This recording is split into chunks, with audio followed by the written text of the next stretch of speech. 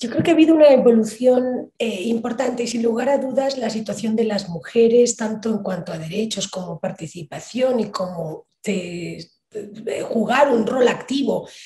en los ámbitos en los que yo me muevo, por una parte el derecho, por otra parte la rendición de cuentas y la investigación de crímenes, pero también desde la perspectiva de las víctimas y de la voz femenina como víctima en estos procesos. Yo creo que ha evolucionado enormemente. Si uno mira apenas hace 20 años, yo recuerdo los primeros casos que yo investigué, no quiero personalizar un poco la opinión, pero fue mi experiencia donde las mujeres,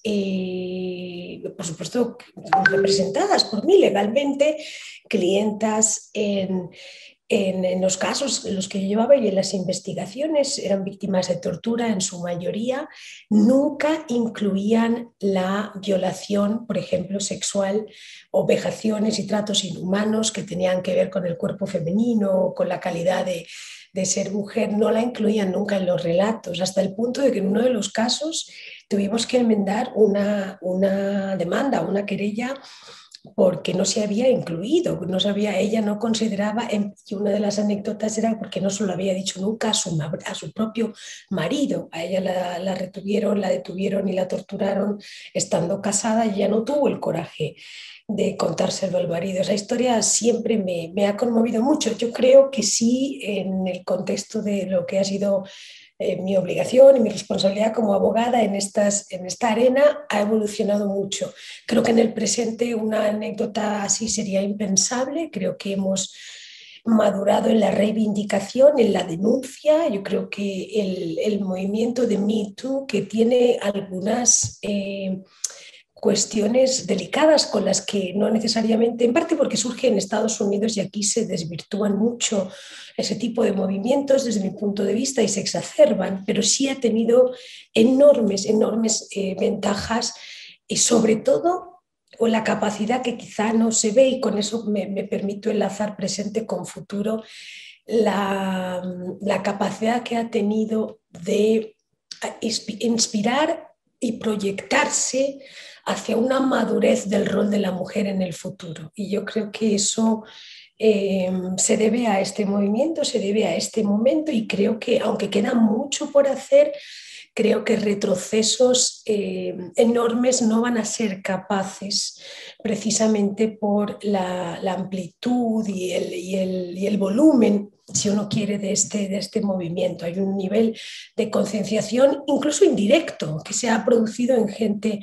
más joven a partir de, pues están los medios, lógicamente están los mecanismos de comunicación social tan rápida, donde todo se sabe en el segundo y medio después de que ocurra, y creo que eso puede tener una gran influencia. Retos quedan montones, sin ir más lejos y para no hablar de lo que uno no sabe, que es un mal defecto en mi profesión. Continúa siendo una profesión en la que, a pesar de las sensibilidades, a pesar de los esfuerzos, a pesar de gente como yo, que no soy conocida por estar callada ni por ser discreta precisamente, realmente cuando uno analiza ámbito del derecho penal internacional en mayor profundidad, o empiezan a señalarse cargos la Corte Penal Internacional, en fiscalías, en judicaturas, a nivel internacional y a nivel local, pero que influyen activamente las decisiones a nivel internacional, uno se da cuenta de nuevo en el 2021 y con 48 años que está en una habitación rodeada de hombres. Y todavía, y todavía estamos ahí, y es inevitable. Y conozco mujeres excepcionales, compañeras y mujeres. Algunas estuvieron en este ámbito y cambiaron los ritmos, pues porque todavía la sociedad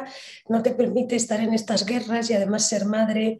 y además tener otras ambiciones. Es decir, y entonces todavía es, ya te digo, donde se juegan,